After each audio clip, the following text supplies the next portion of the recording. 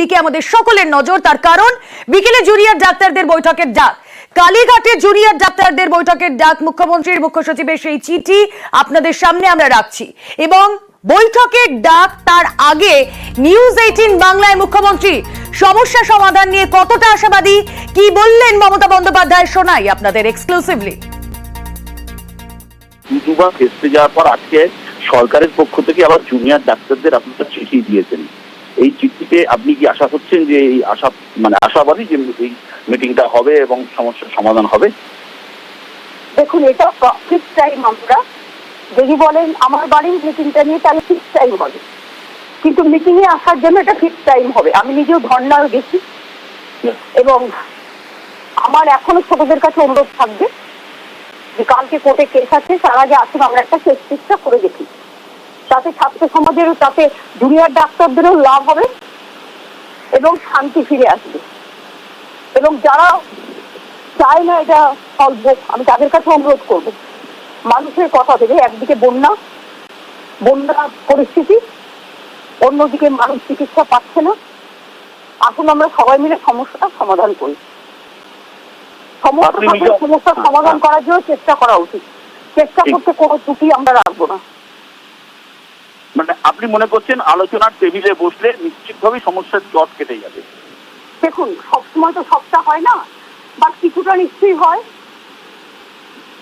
এবং আমরা তো ওদের ব্যাপারে কনসার্ন, সুতরাং এটা নয় যে ওরা একটা কনসার্ন।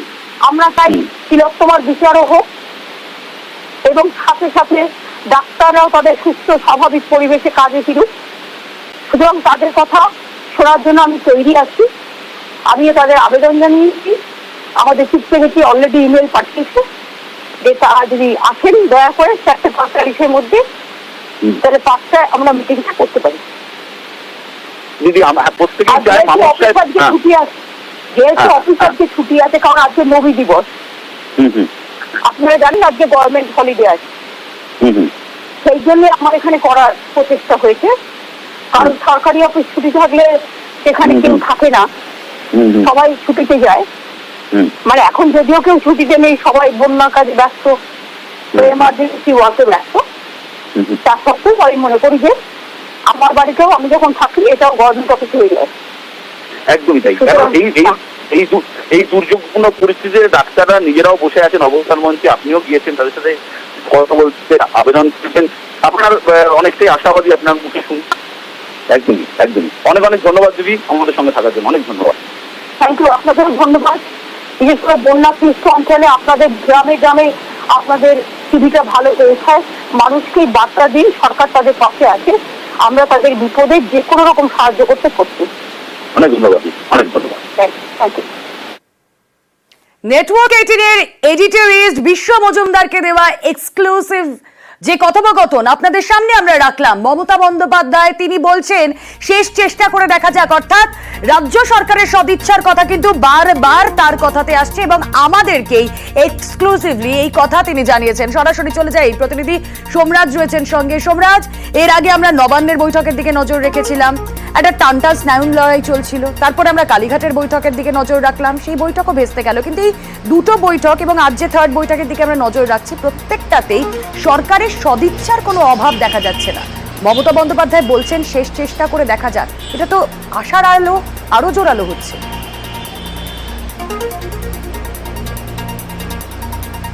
হ্যাঁ দেখো, একদমই রাজ্য সরকারের তরফে চেষ্টার কোনো খামতি নেই। জুনিয়র চিকিৎসকদের কাছে সেই বার্তাই বারবার দেওয়া হচ্ছে। কখনো মমতা বন্দ্যোপাধ্যায় তাদের অবস্থান মঞ্চে পৌঁছে যাচ্ছেন, কখনো মমতা বন্দ্যোপাধ্যায় তাদেরকে নবান্নে ডাকছেন, কখনো কালীঘাটের বাড়িতে ডাকছেন, কিন্তু তাদের তরফে বারবার যে দাবি উঠে আসছে, কখনো লাইভ স্ট্রিমিং এর দাবি উঠছে, কখনো ভিডিও রেকর্ডিং এর দাবি উঠছে। রাজ্য সরকারের তরফে একটা অবস্থান স্পষ্ট করে নিয়ে নেওয়া হয়েছিল যে কেন লাইভ স্ট্রিমিং বা কেন ভিডিও রেকর্ডিং করা যাবে না। সেখানে সুপ্রিম কোর্টের নজরদারিতে বা সুপ্রিম কোর্টে যে গোটা মামলা শুনানি চলছে সেই বার্তাও জুনিয়র চিকিৎসকদের দেওয়া হয়েছিল, কিন্তু তারপরেও জুনিয়র চিকিৎসকরা তাদের দাবিতে অনড় ছিল। কিন্তু শনিবার রাতে তাদের তরফে যে বার্তা সংবাদ মাধ্যমে রাখা হয়, যেখানে তারা বলেছিলেন যে তারা বৈঠকের মিনিটস রেকর্ড করতে চেয়েছিলেন, এবার রাজ্য সরকার তাদের সেই দাবিও মেনে নিল।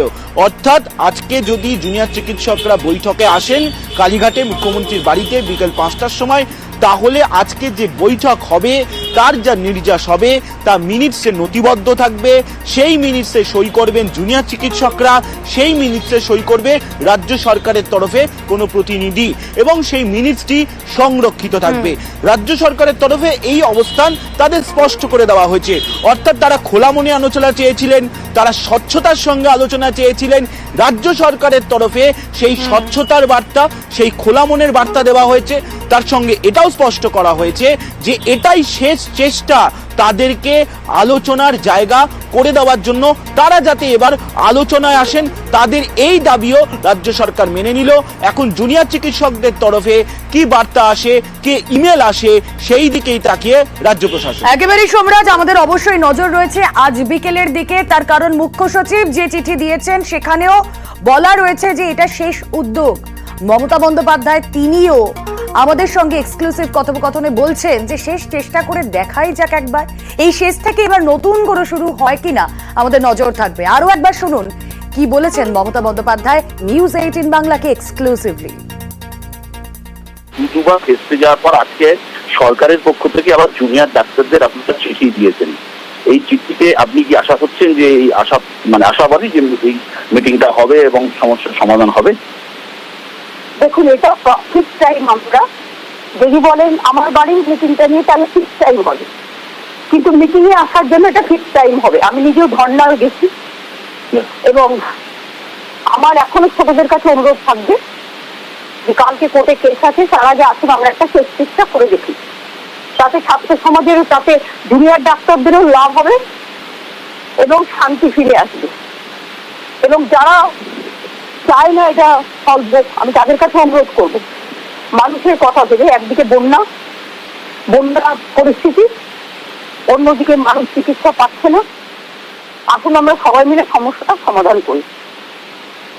সমস্যার সমাধান করার জন্য চেষ্টা করা উচিত।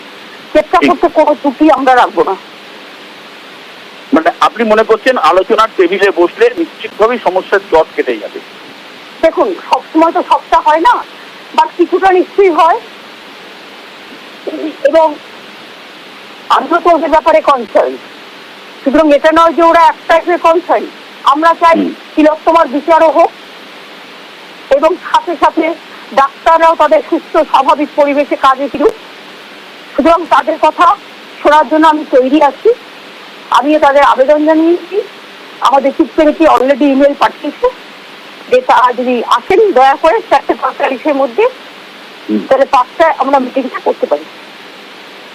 যদি ছুটি আছে, যেহেতু অফিস আজকে ছুটি আছে, কারণ আজকে নবী দিবস, আপনারা জানেন আজকে গভর্নমেন্ট হলিডে আছে, সেই জন্য আমার এখানে করার প্রচেষ্টা হয়েছে।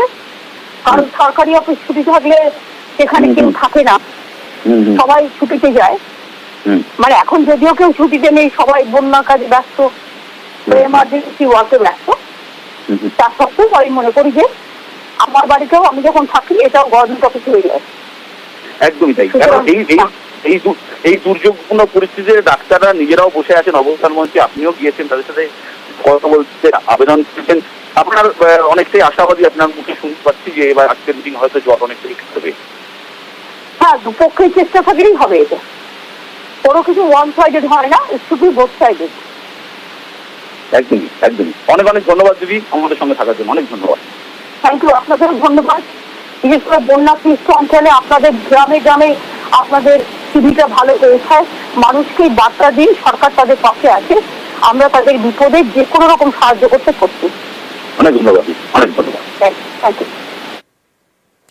নিউজ 18 বাংলায় মমতা বন্দ্যোপাধ্যায় রাজ্যের মুখ্যমন্ত্রী, তিনি আবেদন জানালেন, তিনি অনুরোধ করলেন জুনিয়র ডাক্তারদের এবং শেষ চেষ্টা করে দেখার অনুরোধ জানালেন মমতা বন্দ্যোপাধ্যায়। আর অন্যদিকে জুনিয়র ডাক্তাররা তারা কি বলছেন আজকের এই বৈঠক নিয়ে একবার শুনুন।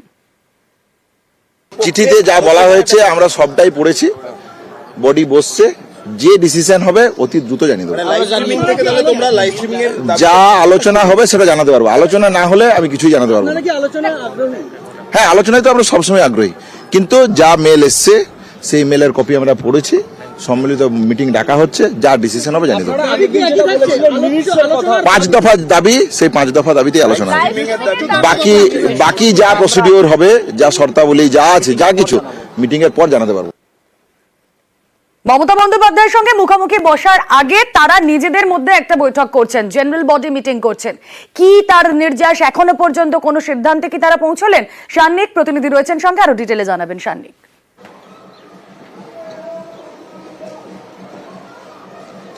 দেখো রুমেলা, ইতিমধ্যেই শুরু হয়ে গেছে সেই জেনারেল বডি মিটিং এবং সেই মিটিং এর পরেই তারা জানাতে পারবেন যে তাদের কি সিদ্ধান্ত।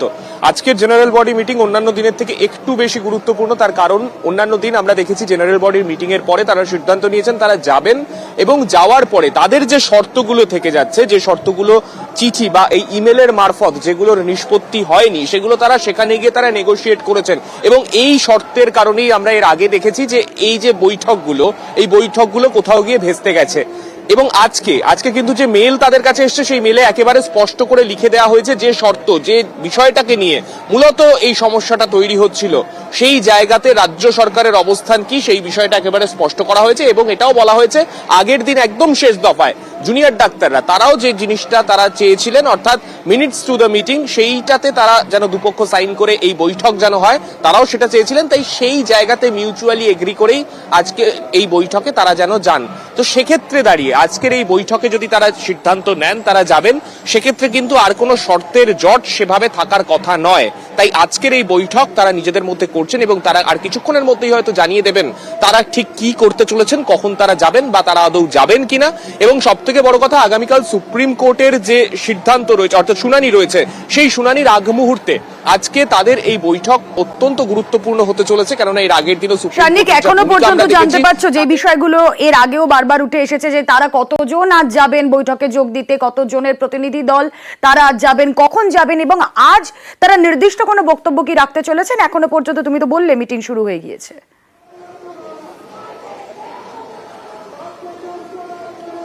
একেবারেই দেখো, তারা যেটা এখনো পর্যন্ত যাওয়ার আগেও তাদের সঙ্গে যখন আমার কথা হয় তারা স্পষ্ট জানিয়ে দিয়েছেন তাদের যে 5 দফা দাবি, সেই 5 দফা দাবি নিয়ে তারা মূলত আলোচনা করবেন আজকেও গিয়ে। এবং তার থেকেও বড় কথা, এই যে তুমি যে সংখ্যার বিষয়টা জিজ্ঞাসা করছো অর্থাৎ যে কতজন যাবেন, যদিও রাজ্য সরকারের তরফে এর আগেও আমরা দেখেছি সংখ্যার ক্ষেত্রে কিন্তু নমনীয় মনোভাবই দেখানো হয়েছে, অর্থাৎ 15 জন মেলে বলা হলেও পরে যখন তারা তাদের প্রত্যেকটি মেডিকেল কলেজের প্রতিনিধিদের সঙ্গে নিয়ে তারা গেছেন সেক্ষেত্রে রাজ্য সরকারের তরফে কোনো আপত্তি করা হয়নি। তাই এক্ষেত্রে তারা সেই সংখ্যাটা কিন্তু একই রাখতে চলেছেন, এখনো পর্যন্ত তেমনটাই খবর। রুমেলা, অনেক ধন্যবাদ সান্নিক, তুমি নজর রাখো এই বৈঠকের দিকে।